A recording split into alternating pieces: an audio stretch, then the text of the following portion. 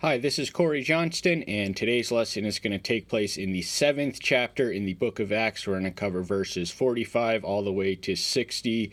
We divided this chapter into three parts, the first of which is the first 19 verses. Well, first off, Stephen is a man who we meet in the 6th chapter. He is the originally named deacon, the institution of which emerged in response to the neglected Grecian widows in the early assembly.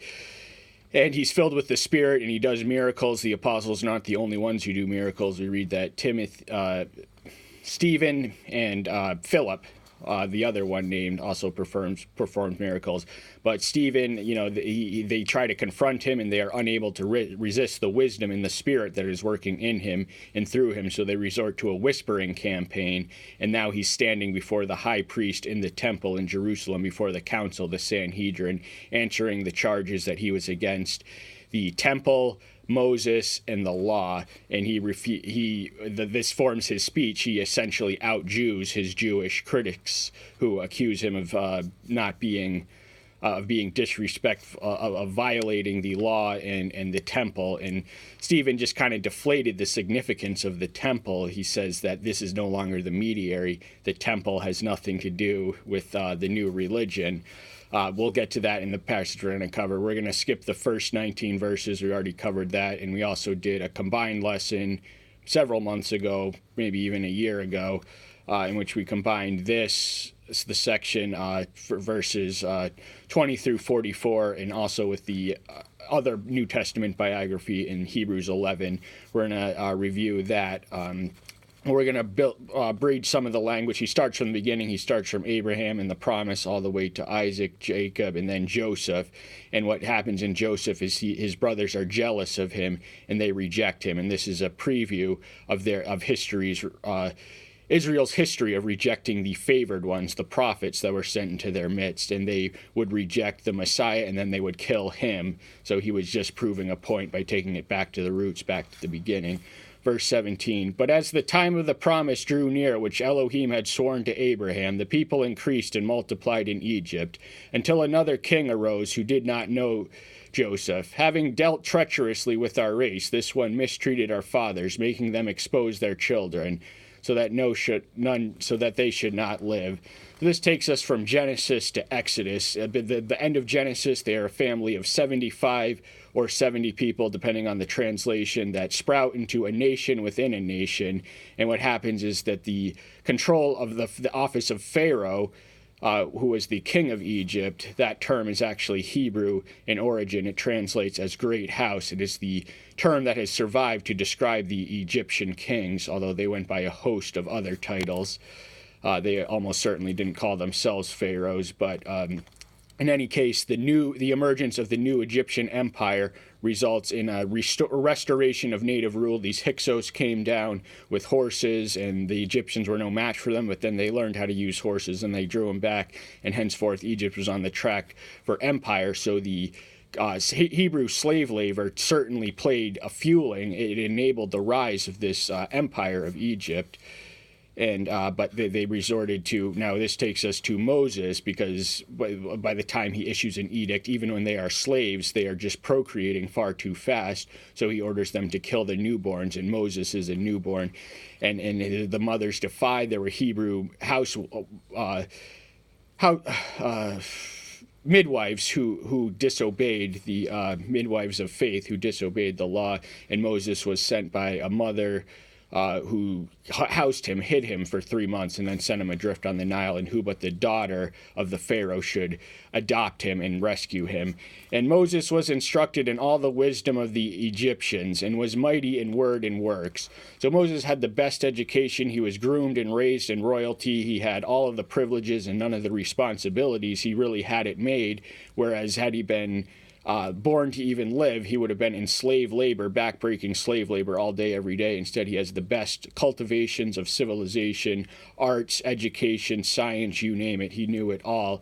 And this wisdom was as naught compared to the wisdom that he received outside of the courts of Egypt. And we'll get to that. But he was not so mighty in word. Remember, he had a speech impediment, and Yahweh assured him that Aaron would be his spokesman, and he would be as Elohim to Pharaoh, and Aaron would be his prophet. But he was mighty in works. Certainly, all the miracles that came through him. And the thoughts of his brothers would have understood that Elohim would give salvation to them by his hand, but they did not understand. So the same pattern, the Jews, they resisted Joseph, they resisted Moses, and they ultimately rebelled against them. So they were defiant and rebellious, and their attitude really defines their history all the way up until the Christian era, beginning with Yahshua, and then Stephen is the first martyr. But in between the text, we read of the story we read of in the second chapter of Exodus, where Moses goes and visits his people when he's 40 years old. So the life of Moses can be divided into 3 periods of 40 years. He lived to be 120 years. The first 40 years were in Egyptian royalty. The next 40 were in Midian. And the final 40 were his shepherding of the chosen people from the Exodus. But he sees a mistreating, an abusive and oppressive slave master mistreating one of his Hebrew brethren. So he steps in, kills him in secretly, but he's found out, and he says, "Who made you a judge over us?" When he sees 2 of his Hebrew brothers fighting, he steps in, and they say, "Are you going to kill us like you killed that Egyptian?" So then he flees to 40 years. And after 40 years were completed, an angel of Yahweh appeared to him in a flame of fire in a bush in the wilderness of Mount Sinai. And Moses, seeing it, marveled at the sight, and coming back to look, the voice of Yahweh came to him, saying, "I am the Elohim of your fathers, the Elohim of Abraham, and the Elohim of Isaac, and the Elohim of Jacob." And Moses trembled and did not have the courage to look. So this is a unique witness, an awesome, awe-inspiring event, and he's struck by fear. This is a common human reaction to an encounter with the divinity, because you are in the presence of a one who is superior in strength. So this is the common reaction, and he did not. This came to him, and he says angels. So he also says that you received the law from angels and you did not obey it. That was Jewish tradition, although there's nothing explicitly scriptural in that account. But then he take off your sandals, this is sacred ground. "I have certainly seen the evil treatment of my people who are in Egypt, and I have heard their groaning, and have come down to deliver them. And now come, let me send you to Egypt." So an oppressed people can only stay oppressed so long, and I've taken new heart to this in light of the recent events of Iran. These people are crying for freedom, and we American Christians owe them our prayers and support. But they eventually, all the oppression, it screams up to the heavens, and Yahweh will not miss it. When people pray, when they're shouting up to the sky, he hears that, and he takes notice, and he's intimately invested and concerned with the welfare of the oppressed. And Moses was going to be the human bridge to lead them from oppression to the chosen people in the promised land. This Moses, whom they had refused, so, they rejected him. This is the one that led him out in the wonders in the Red Sea, so the parting of the Red Sea in the wilderness for 40 years, that was all him. This was Moses who said to the Israel, and then they made a golden calf when he was up for 40 days, receiving the revelation of the tabernacle. It's kind of this blissful interlude in Exodus where we read of the passing of the Mount Sinai covenant, and they already have the 10 commandments. And so soon, within 40 days, while Moses is fasting and getting the vision for the tabernacle to come, the people couldn't wait that long, and they succumbed to idolatry, the golden calf, once more rejecting his leadership because they were rebels. And then, the tabernacle, what he was up there, had been passed down to the tent of witness was with our fathers in the wilderness, as he appointed, instructing Moses to make it according to the pattern that he had seen.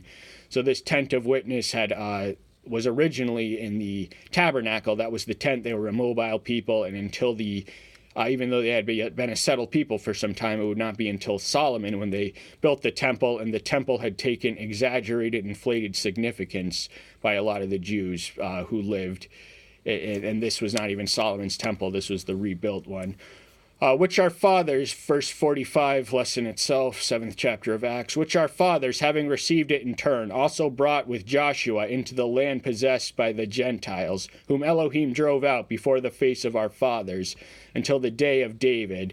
So there's a stretch, verses 19 through, or 20 through 44 are all about Moses. This verse takes us quite a longer range of history, all the way from Moses to the judge, and Moses to the monarchy, David. These are the two most revered figures in Hebrew, in the Jewish religion, Moses and David, and they are exemplars and stars. So he's striking a chord with his audience. He is preaching to a Jewish audience, the Jewish authorities, and he is speaking with more authority on them on the Old Testament. He was an expert scriptorian and a beautiful and eloquent sermon scripter. So he's saying this all in the temple. Who found grace before Elohim, and asked if a dwelling for the Elohim, and asked to find a dwelling for the Elohim of Jacob. So this was David's longest, sincerest desire and longest expression. He wanted to be the one to build a home for Yahweh. He was a man after God's own heart, as declared by himself in Acts 13:22. And he longed to be the one to build the temple, but he had too much blood on his hands, so the task was delegated and saved and sent to Solomon. David still prepared. He gathered all the resources. We can read of these details in the Chronicles accounts. That gives us details that the kings do not about what David did do, but the actual building itself would not commence until the reign of Solomon. But Solomon built him a house, so that he accepted that he groomed his successor for the task of building this temple, and this was his reason for ruling, essentially. Solomon was the king of David, and David is the model monarch, but Solomon's reign represents the golden age of Israel. This is the height of their commercial dominance, their geopolitical influence, and also their cultural stamp.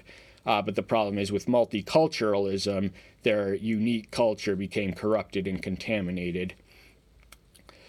However, the Most High does not dwell in dwellings made with hands, as the prophet says. Solomon himself also says much the same thing. He's going to proceed to quote Isaiah, but Solomon says in 1 Kings 8:27 and somewhere in 2 Chronicles, he says that the parameters, you created the north, the east, the west. This is a terrible paraphrase, but the four corners of the earth. No four corners of man-made temple can contain the creator of the cosmos, the one who is on high, the one who is infinite. So he's aware of the own temple significance. He is taken aback by how inadequate this expression is to his. But the Jews, it had sort of become their God. It became their idol, just having the temple there. But they missed the whole meaning and the purpose of the temple. And the prophet rebukes his apostate generation in the following words: "The heavens is my throne, and earth is my footstool. What house shall you build for me, says Yahweh, or what is the place of my rest? Has my hands not made all these?" This is a quotation of Isaiah 66:1-2, or where we mark it. This may have been from the Septuagint, but so the translation's not going to be identical, but he says, he's the creator and the controller and the king of the heavens and the earth. He is sovereign, he is supreme, he is omnipotent, he is omniscient, and he is a king on a throne, a heaven throne, at the right hand of which is his son, Yahshua, and the earth is his footstool. The earth is dirty, polluted, much as a footstool in human terms would, all the scum would kind of gravitate towards. So in a desert dwelling people, they wore sandals and they constantly washed each other's feet when they went in the house. But what house can we even offer or presume to offer him, to build for him who gave us the entire universe? What we have is peanuts compared to what he can do. And the place of his rest, he rests in the heart of the submitted reverence. We are the temples. Our bodies are temples of the Ruach Kodesh. So we don't need a temple. We are the temples in the new covenant. Our bodies are the temple of the Ruach Kodesh. And Stephen's whole argument was that the Savior had replaced the temple as the mediator between heaven and earth. You stiff-necked and uncircumcised in hearts and ears, you always resist the Ruach Kodesh as your fathers did. You also do. So stiff-necked, he who hardens his neck shall often, and being reproved often, and hardens his neck shall be cut off quick, and that without remedies. Proverbs 21. Uncircumcised in heart, this takes us to Deuteronomy 10:16 and Jeremiah 4:4. The physical circumcision is all well and good, but it's spiritual transformation that is key and critical to our survival and our flourishing and our victory. And ears to hear, we have ears to hear. These were three things that the Jews lacked. They lacked a pliant, non-rebellious spirit, stiff-necked. They were not circumcised spiritually, and they were not attentive in ears. They were not listening with the ears of faith, and they were resisting the Ruach Kadesh, just like their ancestors. So like father, like son, like father, like son, all the way from Joseph down. The Jewish people had an abysmal history of rejecting the chosen ones, the ones who were anointed in their midst. And the Ruach Kadesh now, according to the Talmud, the Ruach Kadesh departed from Israel after the writing of the prophecy of Malachi in 400, and hasn't been with them ever since, where the Christian church was born with the Ruach Kadesh. So that is why, we have a more prolific global presence, because it has spread far and wide through the power of the Spirit. Which of the prophets did your fathers not persecute? And they killed those who before announced the coming of the righteous one, of whom you now have become the betrayers and murderers. So these are fighting words. He's telling them, you're just like your fathers. You build these thrones. The Pharisees, they build tombs and monuments to the prophets. They sang their hosannas, but they were just like their ancestors. And they signalized their similarity by mimicking them and just killing the chosen one, the righteous one. They were in love with their wickedness, and when a prophet comes along, they convict the sinner in their sin, and the sin resists and rebels and retaliates. They were resisting the presence of the righteous one, and now they betrayed him, they sold him, they were his murderers, they were covenant breakers, because they would have thought of it as a legally sanctioned execution, but they were in fact murdering an innocent. So these are fighting words that he's giving to them, who received the law as it was ordained by angels, but did not watch over it. So these are again fighting words. The Sanhedrin were entrusted and delegated the task. They had the authority to supervise the enforcement of the Torah, the law, and it was given to them by angels. This is not Old Testament biblical, but it is biblical in the sense that the New Testament affirms it. So the Jews know things that a lot of Christians don't. It was, ordained by angels. They were certainly there. But the human response is what we have to. It's not their angelic origins or the heavenly condescension, but just the human response. And you did not watch over it. You did not entrust it. You did not make the most of it. And you led an entire nation astray into murdering the one that the law pointed to. In hearing this, they were cut to the heart and gnashed the teeth of him.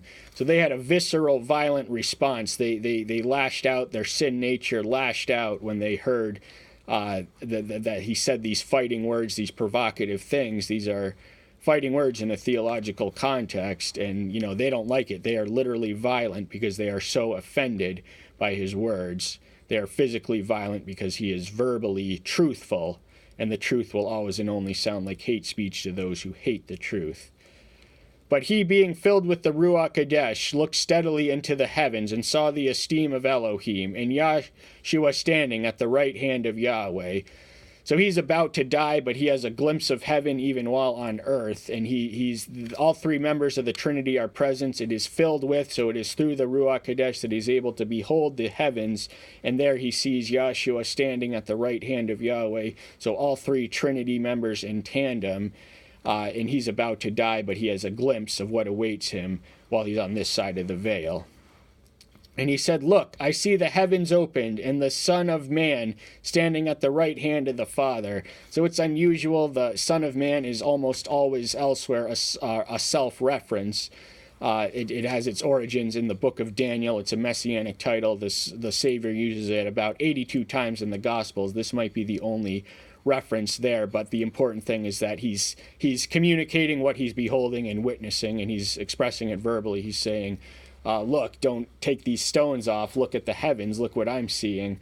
I see the Son of Man, the one you murdered and betrayed, the one you rejected and resisted and ridiculed and just crucified, but he is exalted in heavens now. He is eternally alive. You killed him in the mortal frame, but he is eternally alive, and he is looking and he is waiting and calling me home.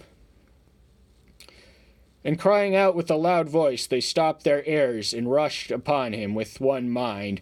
So they are united in purpose, they are determined in resolve. These are a mob mentality geared in the same destructive direction. They have their target on sight, they have it locked and loaded, and they want to kill him, they want to stone him to death for saying these things. And, they are united, there's no disagreement. This is the consensus, is to get rid of him violently, murder him, get him out of the scene with one mind and multiple stones. And threw him out of the city and stoned him. And the witnesses laid down their garments at the feet of a young man named Saul. So they took him outside of the city. This was in Jerusalem. This was near the temple because the high priest was there. They dragged him all the way outside to the peripheries and the walls. And there they stoned him. They issued capital punishment. This was prohibited. This was permitted for violations of the Mosaic law. They thought he spoke blasphemy, but he was speaking truth. They were just too hard-hearted, stiff-necked, rebellious, resistant, recalcitrant, obdurate, everything synonymous with those. They just didn't want to hear it. They could hear the truth, but they could not recognize it, and they could not bow to it. They could understand it, and it cut them to the heart. And rather than repenting, their sin nature won out, and they sinned even greater by killing the one who had spoken the truth. And witness is martyr in the Greek original. That is where our term martyr comes from. So they witness with their death of a humble sacrifice. They die willingly for the one who dies so willingly for us. And they were stoning Stephen. Oh, and the other thing is we meet Saul, who soon becomes Paul, who becomes the human protagonist beginning in the 13th chapter. He's made mention at the beginning of the 8th chapter, and we read of his conversion, his dramatic conversion. He was once the most intense anti-Christian before he became the most intense and extreme Christian. He was geared in the other direction. He was a Jew who wanted to stamp out, and this is interesting because his counselor and teacher, Gamaliel, urged moderation. It was through his prudent counsel that the Christian experiment didn't even go extinct, but Saul kind of steps in and is determined to stamp it out, and he ultimately reorients that direction.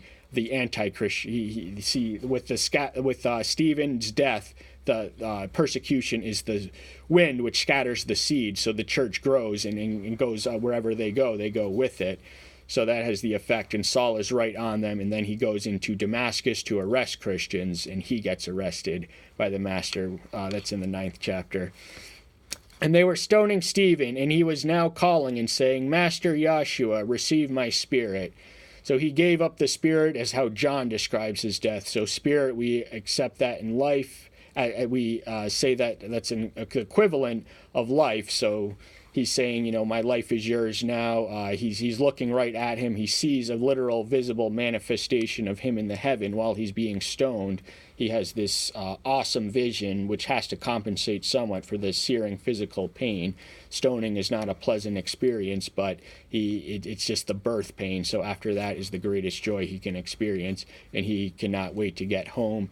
And the Apostle Paul said, "To die is gain, but to live is Messiah." And the Apostle Paul eventually reaped what he sowed. He did wear the martyr's crown, so he consented to a martyrdom, and he became persecuted. He bore pain and scars and wounds beyond our reckoning or imagining. So he did not... people who envy the apostles really haven't read the New Testament with discernment. It is not a pleasant life. And kneeling down, he cried out with a loud voice, "Master, do not hold this sin against them." And having said this, he fell asleep. So start to finish, he is a consistently Christian man. He's forgiving the people who kill him while they're killing him, much as the Master did himself. "Father, forgive them, for they know not what they do." And he's just saying, they're doing it in ignorance, and I forgive them. Will you? And having said, he made peace with the men who killed him on earth before he departed earth.